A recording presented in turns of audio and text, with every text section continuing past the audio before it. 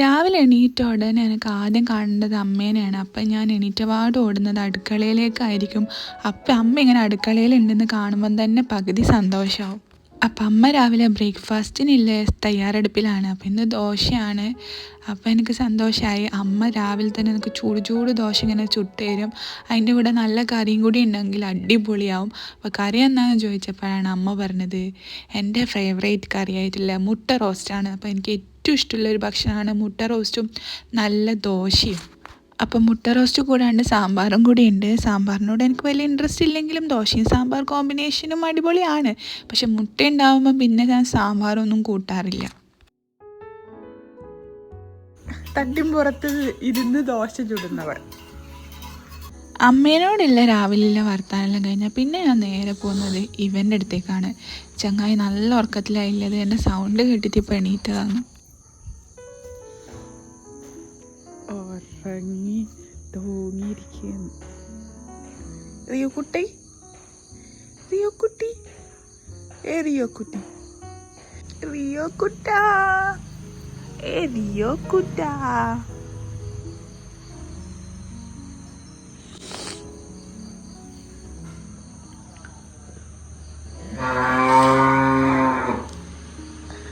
നിങ്ങളിപ്പോൾ കേട്ട നിലവിളി ശബ്ദം അതിൻ്റെയാണ് ഗൈസ്. ഈ ഒരു സമയമാകുമ്പോഴത്തേക്ക് അച്ഛൻ്റെ രാവിലത്തെ പരിപാടിയെല്ലാം കഴിഞ്ഞിട്ട് വന്നിട്ടുണ്ടാവും. അച്ഛൻ മിൽമയിൽ പാൽ കൊടുക്കാൻ പോയിട്ടുണ്ടാവും. രാവിലെ 4 മണിയെല്ലാം ആകുമ്പോഴാണ് അച്ഛൻ എണീക്കുന്നത്. 3:30 ആകുമ്പോൾ. അതിനുശേഷം പാൽ കൊടുക്കാൻ പോയിട്ട് ഒരു 7 മണി 7:30 ആകുമ്പോൾ തിരിച്ചെത്തും. അതിനുശേഷം പിന്നെ ഈ പശുവിൻ്റെ കാര്യം നോക്കലാണ് പണി. അപ്പോൾ ആദ്യം തന്നെ വെള്ളമൊക്കെ കൊടുക്കും. പിന്നെ കുറേ അങ്ങ് വൃത്തികേടാക്കിയിട്ടുണ്ടാവും ആല. അപ്പോൾ ആ ചാണകമൊക്കെ വാരി ക്ലീനാക്കി ഇവനെ കുളിപ്പിക്കലാണ്, ഇവളെ കുളിപ്പിക്കലാണ് ഇനി അച്ഛൻ്റെ അടുത്ത പരിപാടി.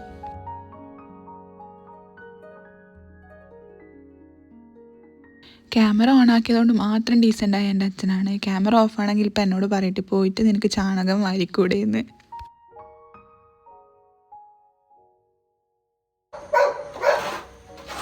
റിയോക്ക് കുശുമ്പാണ് ഞാൻ ഇങ്ങോട്ടേക്ക് പറയാം.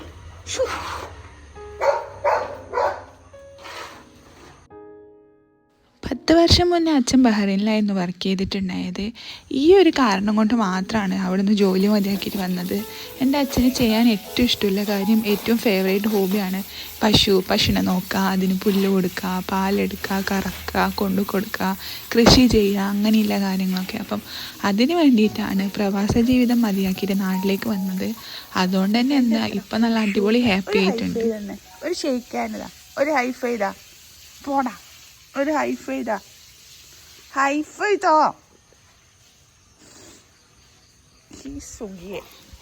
Hi-fi, hifi, good boy, good boy.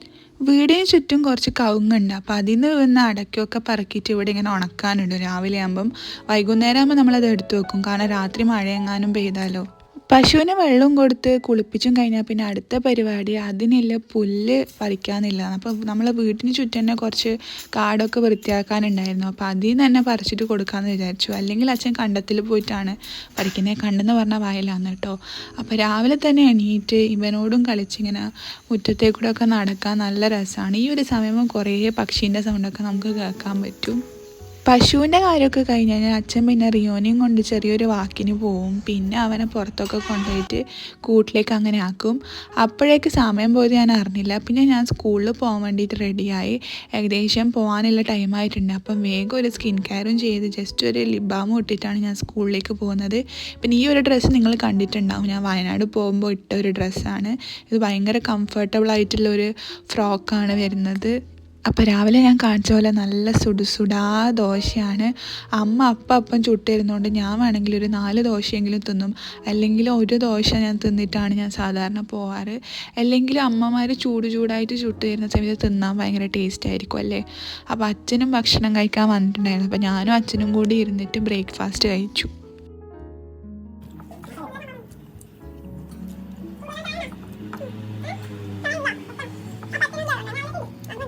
സ്കൂളിൽ പോകുന്നതിന് മുന്നിൽ വീട്ടിൻ്റെ അടുത്ത് തന്നെ ഒരു സാധനം കൊടുക്കാൻ പോകാനുണ്ടായിരുന്നു. അപ്പം ഞാൻ വിചാരിച്ചു എന്നാൽ കാർ എടുത്തിട്ട് പോകാമെന്ന്. കാരണം കുറച്ചായി കാർ എടുത്തിട്ട്. അപ്പം അതിനൊരു ഓട്ടം കൂടി ആയിക്കോട്ടെ എന്ന് വിചാരിച്ചിട്ടാണ് എടുത്തത്. ലൈഫിൽ കാർ ഓടിക്കാൻ പഠിച്ചത് ഞാൻ ഏറ്റവും പ്രൗഡായിട്ട് കാണുന്നൊരു സംഭവമാണ്. കാരണം ഒരു കാര്യത്തിലും ആരെയും ആശ്രയിക്കരുതെന്നാണ് എൻ്റെ ഒരു ഇത്.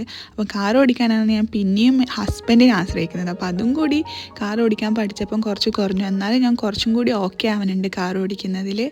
അപ്പോൾ അതൊക്കെ കഴിഞ്ഞ് ഞാൻ നേരെ സ്കൂളിലേക്ക് വന്നു. സ്കൂളിൽ വന്നപ്പോൾ ഇതായിരുന്നു അവസ്ഥ. ഇന്നലെ ഞാൻ ലീവായതുകൊണ്ട് എൻ്റെ റൂം മൊത്തം അലങ്കോലമായിരുന്നു.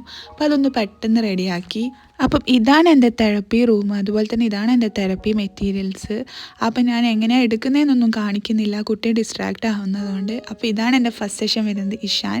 അത് കഴിഞ്ഞ് ഒരു 11 മണിയൊക്കെ ആയപ്പോഴത്തേക്ക് കുട്ടികൾക്ക് ചായ കൊടുക്കും. അപ്പം ഇന്ന് പാലും ബിസ്ക്കറ്റുമാണ്. ചായ കുടിക്കണത്രേ? ചായ കുടിച്ചിട്ടാ? രാവിലെയാ? രാവിലെ ദോശ. നിനക്കോ? നെയ്ച്ചോറാ?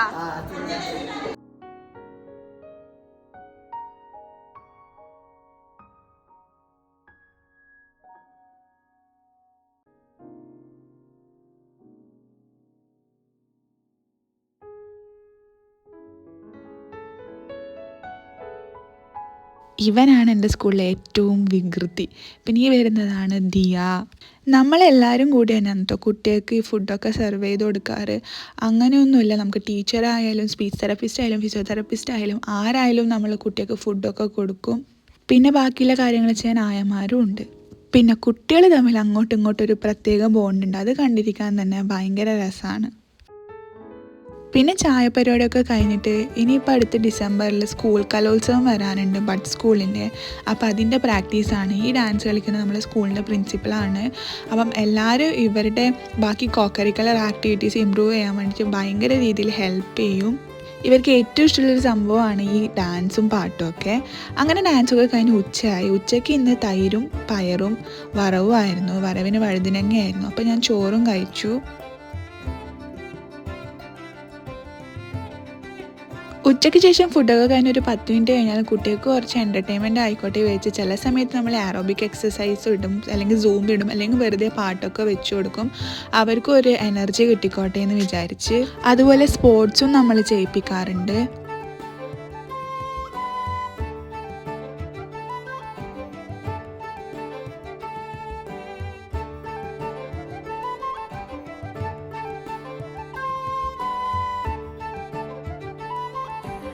അപ്പോൾ ഞാൻ സ്കൂളൊക്കെ വിട്ടിട്ട് വന്നിട്ട് കുറച്ച് നേരം ഒന്ന് കിടന്നു, ചെറുതായിട്ടൊന്ന് ഉറങ്ങിപ്പോയി. അപ്പോൾ ഇപ്പോൾ സമയം 5 മണി ആയിട്ടുണ്ട്. ഇനി അങ്ങനെ പ്രത്യേകിച്ചിട്ട് വലിയ കാര്യങ്ങളൊന്നും നടക്കാനില്ല. ഇനിയിപ്പോൾ രാത്രിയാകുമ്പം കുറച്ച് നേരം എന്തെങ്കിലും കണ്ടിരിക്കും. വീട്ടിലാണല്ലോ, അപ്പം അമ്മ ടി വി കാണുമ്പോൾ അമ്മ എൻ്റെ ഒപ്പം ഇരുന്നൊരു ടി വി കാണും. പിന്നെ ഡിന്നർ കഴിക്കും, കിടന്നുറങ്ങും. അത്രയേ ഉള്ളൂ. ഇല്ലാണ്ട് വേറെ പ്രത്യേകിച്ച് ഹാപ്പനിങ് ആയിട്ടൊന്നും നടക്കുന്നില്ല. അതുകൊണ്ട് ഞാൻ വിചാരിച്ച വീഡിയോ എൻഡ് ചെയ്യാം, വെറുതെ എന്തിനാ ബോറടിപ്പിക്കുന്നതെന്ന്. ഇനിയിപ്പോൾ റിയോനെ കൂട്ടിയിട്ട് കുറച്ച് നേരം നടക്കാനെല്ലാം പോകും. ഇപ്പോൾ റിയോൻ്റെ വാക്കിംഗ് ടൈമാണിതാ, അങ്ങ് അവിടെ ഇരിക്കുന്നുണ്ട്. പിന്നെ എല്ലാവരും ഇരുന്നിട്ട് വർത്താനം പറയുന്ന അച്ഛനും അമ്മയും അച്ഛമ്മയെല്ലാം കൂടിയിട്ട്. അപ്പം കുറച്ച് നേരം അവരൊപ്പം ഇരുന്ന് വർത്താനെല്ലാം പറഞ്ഞിട്ട് ഇന്നത്തെ ദിവസം അങ്ങനെ കഴിയും.